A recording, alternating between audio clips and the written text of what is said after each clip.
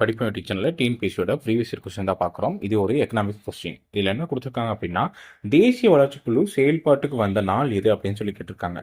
தேசிய வளர்ச்சிக்குழு செயல்பாட்டுக்கு வந்த நாள் எது அப்படின்னு சொல்லி பார்த்தோம் அப்படின்னா, ஆகஸ்ட் 6 அப்படிங்கிறது தான் சரியான விடை. சரிங்களா? இது எப்போ துவங்கப்படுதுன்னா 1952 ஆகஸ்ட் 6 1952 தான் தொடங்கப்பட்டிருக்கும். இது மட்டும் இல்லாமல் அரசாணையின்படி துவங்கப்பட்ட இதுதான். சரிங்களா? எக்ஸ்டர்னல் கான்ஸ்டியூஷனல் அப்படின்னு சொல்லி சொல்லுவாங்க. இதை லீகல் பாடி அப்படின்னு சொல்லி சொல்லுவாங்க.